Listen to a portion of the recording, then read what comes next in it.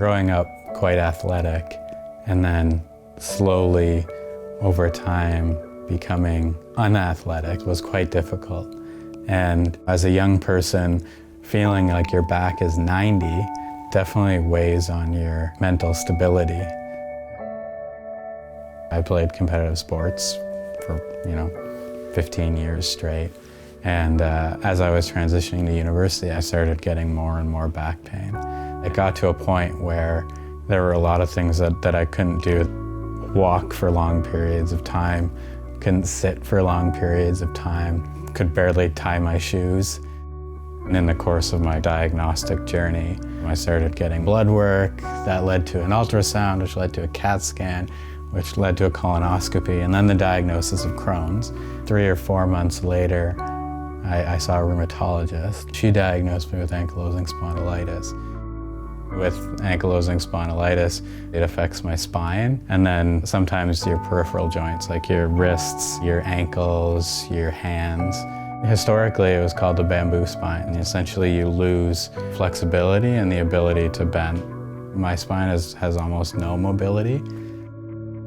The reality of people living with different inflammatory illnesses is that often there's a correlation amongst them. I have both ankylosing spondylitis and Crohn's, and so both of those are inflammatory conditions. It's increasingly being recognized that there's a prevalency of having multiple conditions.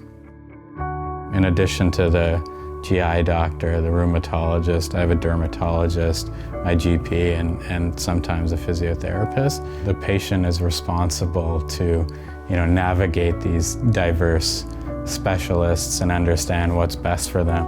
I'm pretty privileged with a lot of years of education behind me and still have trouble navigating this kind of medical field.